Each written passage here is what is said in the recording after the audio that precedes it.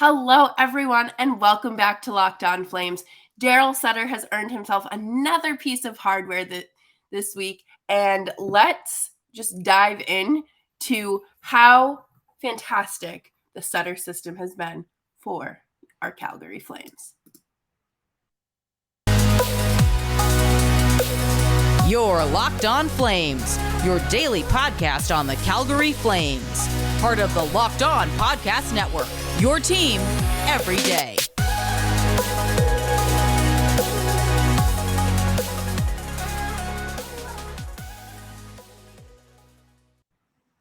Hello, everyone, and welcome back or welcome to Locked On Flames. As always, I'm your host, Jess Belmosto, and thank you so much for tuning in to today's episode of Locked On Flames, which is presented by Bet Online. Bet Online, where the game starts, and as always, please gamble responsibly. Thank you so much for making Locked On Flames your first listen of the day. You can find us anywhere you get your podcasts, Stitcher, Spotify, YouTube, Apple, Audible, and YouTube. Free 99 anywhere. So it's great to, tune in, support the show, leave a nice little rating and review. I appreciate it. I appreciate you. Darryl Sutter called this award a regular season award when he was announced as a finalist. And I mean, it is, obviously, but I mean, Darryl Sutter seems like a really nice guy. He had a very difficult job taking over for Jeff Ward and then kind of, rebuilding this team and working with what he had and then turning it into your Pacific Division winners, right? The Flames this year went 50, 21, and 11 and finished the season with 111 points, 7 points above the Oilers as they took the Pacific Division. But, I call the North Division season Sutter's trial period because I think that he was able to kind of have like a little room. There was room for him to fail there because that team was not going anywhere. That team was a disaster. And that team was not going to make the playoffs no matter how hard they tried. And I think it was just really nice to see how the players adapted to Darryl Sutter's system and how effective his coaching is. And I think everyone kind of expected him to win this award because, Gallant was another finalist. And I mean, New York had been in a little bit of a rebuild for a while now, and they'd kind of had time to develop under David Quinn. And then David Quinn was fired, and Gallant comes in and takes this team to the Eastern Conference Finals, but obviously it's a regular season voting period. So, you don't get to count that. But, he's still a great coach. I think that, hats off to him. He did fantastic things with Team Canada in the World Classic. I can't think of where Mangiapane competed in Worlds. I cannot speak today. I'm still sipping on my coffee.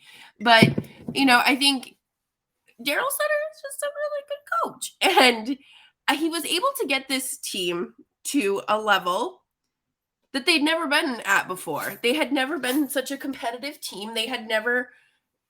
I hadn't seen that kind of athleticism from them. I remember during the pause, there was a video of Johnny rollerblading to stay in shape. And I was like, this kid is slow. Love him to pieces. I will never slander Johnny on this show. No one's immune to criticism. But I just remember thinking, they got a long way to go. And he shifted the attitude, the mentality, the culture, and the game in Calgary. There's no denying that. And to watch this team go from slow skaters who only dumped and chased, there was no real strategy to their game, to a team that can pretty much play a strong defensive and offensive game. and have a strong group of defensive forwards. Number 2 in the Selke Award, Elias Lindholm finished second in voting, which is wild to me because he wasn't even like the top 5 defensive player of the year. But it's fine, and he certainly wasn't the best defensive forward on the Flames. But I digress. I think Darryl Sutter has just been able to change this team and really build them up, and just having someone there that can coach these players into taking them to the next level, which proves that it's not a player's problem. It is a matter of the coach and who is leading this team. And last year there was a comment from Milan Lucic that he basically said in a post-game press conference that a coach can only do so much. I mean, while that's true, is he holding the players accountable? A good coach will do whatever it takes to get their players to succeed. And there have been minor shifts, minor tweaks and changes in that roster from when Jeff Ward was coaching to Darryl Sutter.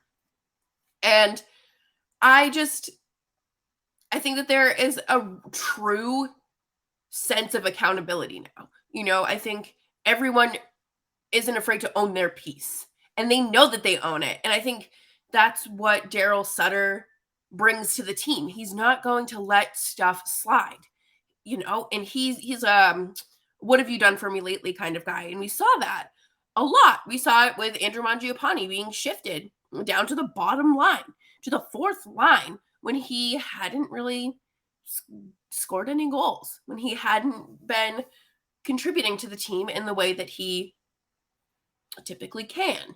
And I think that just speaks to Darryl Sutter and how he wants to make this team, and not only the team as a whole the best they can be, but individual players the best that they can be, because Johnny is playing a whole new style of hockey. And for a 27, 28-year-old to kind of get into that at that point in their career, you have to have good coaching. And I think that it's been there for Johnny. I think that he's just needed someone to bring it out in him. And Darryl Sutter did that. So congratulations to Darryl Sutter and the rest of the candidates. Darryl Sutter, actually, I think he just bought like 2 cows for his farm. There was a post on Twitter that I retweeted. And he called this farm and was like, yeah, it's Darryl Sutter. And the people on the other line were like, what? Oh. And he came to pick up the cows or the goats. I can't remember what they were. They might have been goats. And for his farm. And I don't know, he took like a picture with like the farmers' kids. And it was just really sweet. I don't know. I'm really glad that the Flames have Darryl Sutter. And I'm very, very happy to see him win this award. I think that, again, not that Darryl Sutter needs anything to boost his ego or his confidence, but the team might, especially after getting knocked out in the second round. But coming up next, there is still hockey being played, and I think that we should talk about them.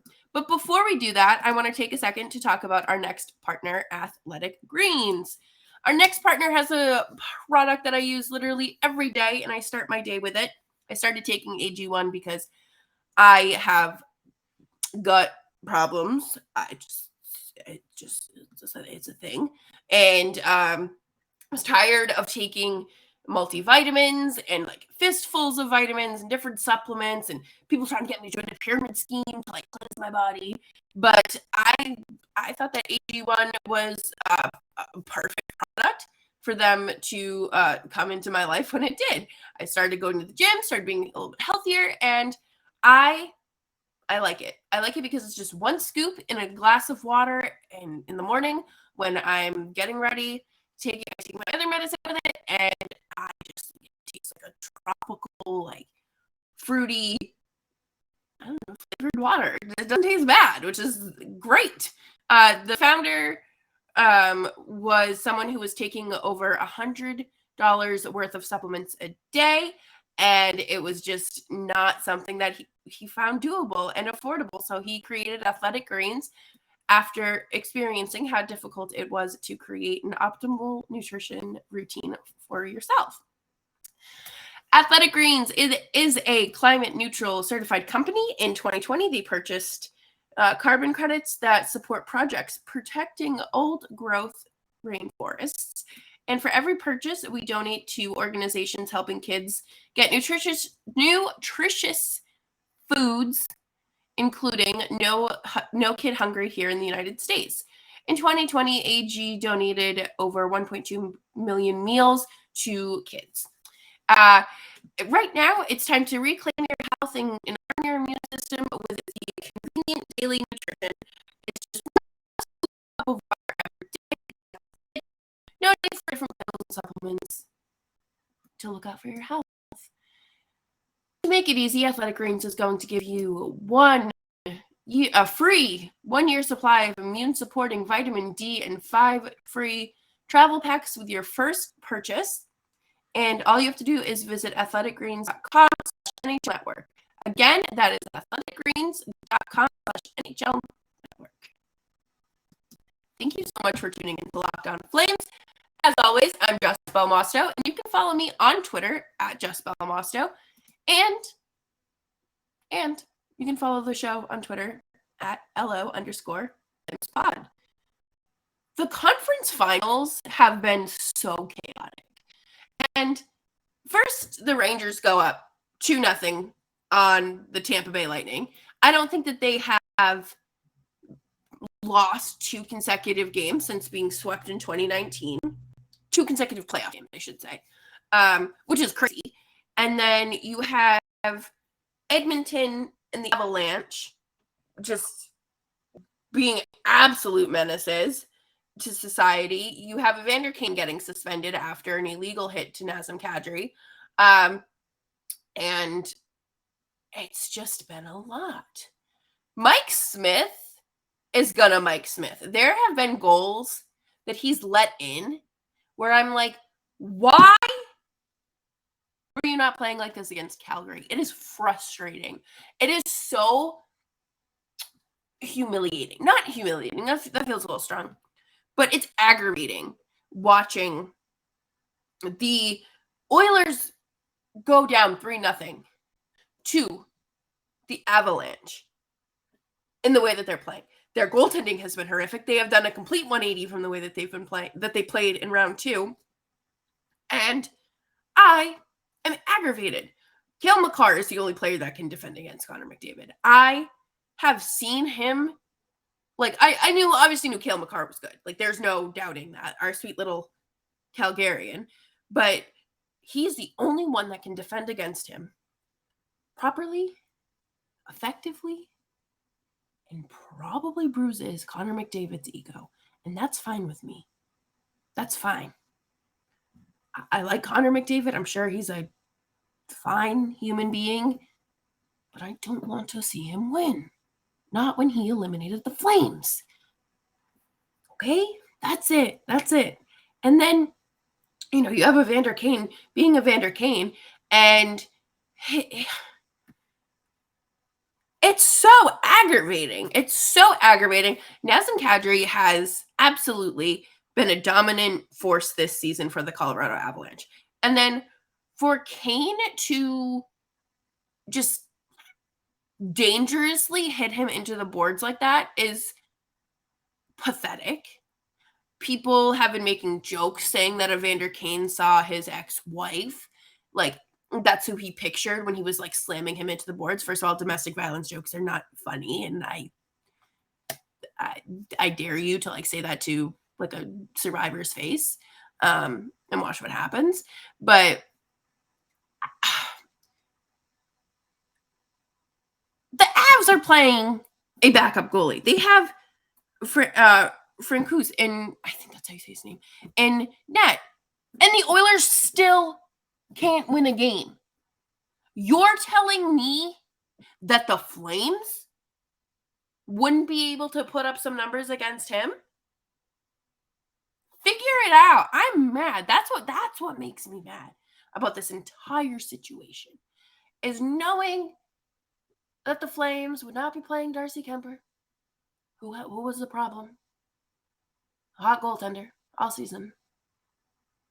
Gave Flames the problem almost every time we played them. And then you get Mike Smith out there. Couldn't stop a beach ball. There was one goal that he allowed in game 3. It was literally the puck just tumbled. It was a tumbling muffin. And he couldn't stop it. And I was sitting there. My boyfriend's rooting for the Oilers. I'm sitting here screaming, "Go Avs, go! Like, let's go!" What? How do you not stop that? But you know why? You know why you don't stop it? Because you're Mike Smith. That's why. But on the other hand, we have the Rangers and the Lightning. The Rangers are so good. The Rangers are absurd. Their kid line, they have such a fun young group that has just dominated against Tampa. Tampa lost 6-2 in game 1, which is lots embarrassing. And then they lost the second game, went back home to Tampa, took game 3. But Mika Zibanejad and Chris Kreider are my favorite human beings in this playoff, like in this conference final, Western and Eastern. I think that they are so compatible on the ice. Chris Kreider is a great leader, even if he is the unofficial captain, and he holds his team accountable. He takes responsibility, and he dominates out on the ice. Keandre Miller looks absolutely like a stud out there defending. He has had some fantastic defensive plays. And Filipino, chef's kiss, looks great. Looks absolutely fantastic out there. I wish we were kind of seeing more from Panarin. I kind of forgot that he was on the Rangers until the playoffs started, to be entirely honest. But I just really don't have a prediction for like either series. I mean, I think that the Avs are gonna sweep Edmonton tonight. I think that that's like fairly out, or not tonight. Is that tonight? Yes, it's tonight. I think that's, or at least a gentleman's sweep. My heart goes out to little Ben Stetler. I'm not rooting for the Oilers, rooting for Ben's happiness, but at the same time, like, sorry, like I don't mean to root against you, but go Avs, go. I want to see the Rangers win. I think the Rangers are such a fun team. Igor Shesterkin is an absolute force to be reckoned with. People talk about how he flops. Goaltenders are just allowed to be like stampeded over through the entire season. So if he wants to flop, let him flop. That's fine. I think this will probably go 6 or 7. Go Rangers. That's really all I can say there. But coming up next, because I missed Friday's episode, I figured we could talk about the winners and losers of the week. I really want to apologize for not having an episode on Friday. I was still really sick, and I'm finally feeling a little better. So thanks for hanging out with me. But before we jump into our winners and losers, let's talk about BetOnline. BetOnline is your number one source for all your sports betting stats and info. Please gamble responsibly. I'm just throwing that out there. Find all the latest sports developments, news, and odds, including this year's NBA championship matchup, NHL conference finals, MLB, and the latest fighting news from the MMA and UFC, as well as boxing. BetOnline is your continued source for all your sports wagering information, including live betting, esports, and more. Head on over to the website today and use your mobile device to learn more about the trends in action. Bet online, where the game starts.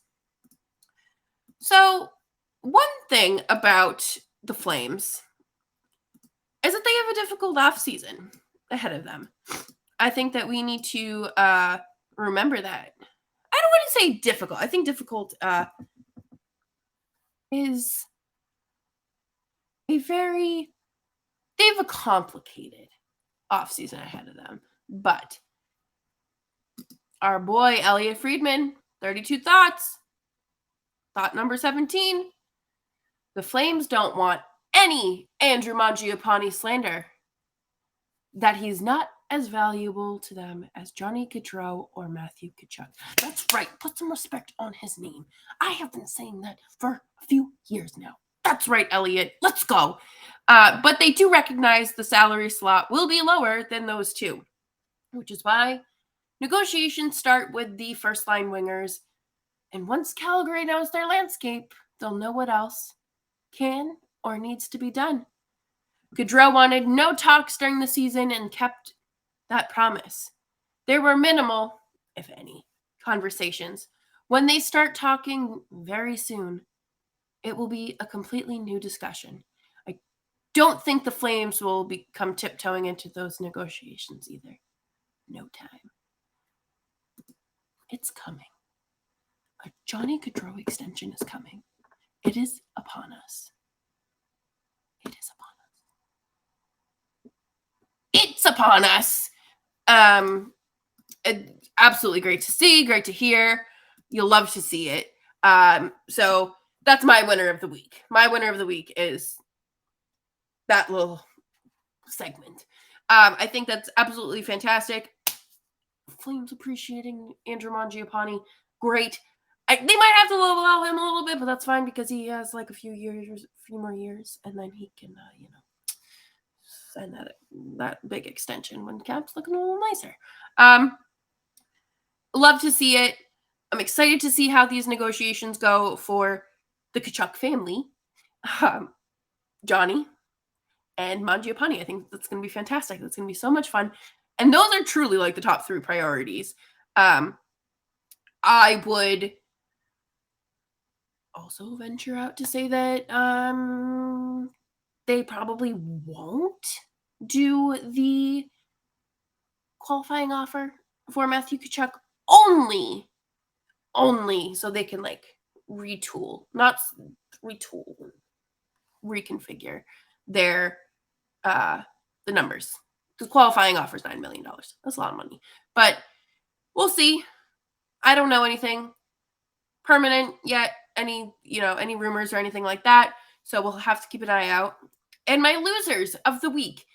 This is so weird. I have seen this all over Twitter, and it's gatekeeping. Anyone who is gatekeeping anything from anyone is so ridiculous. I don't care if you are a random hockey fan from Tulsa, Oklahoma, and you're rooting for the Tampa Bay Lightning. Who cares? Or if you grew up a Toronto Maple Leafs fan and you want to root for the Avalanche, who cares? Most of us don't have a team in this fight anymore, or a dog in this race. Let people root for whoever they want. There's no reason to be like, you can't root for that. Yeah. Do I think it's weird if you're a Flames fan and you're rooting for Edmonton? Absolutely. But if I can understand why you would want to see McDavid win a cup. I too would like to see McDavid win a cup someday, just not this year.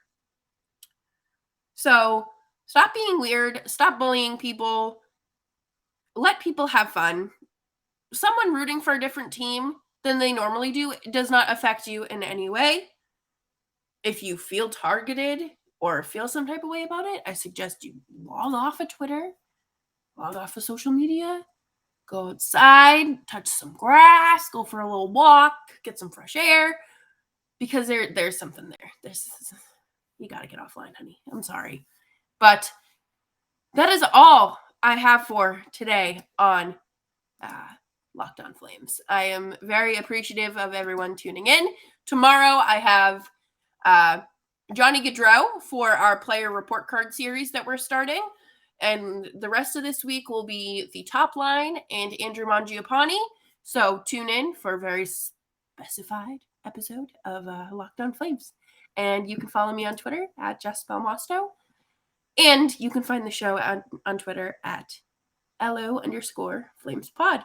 And thank you again so much for tuning in, and make sure you are liking, subscribing, commenting, and leaving little reviews whenever you get the chance. And I will see you tomorrow for our Johnny Gaudreau report card.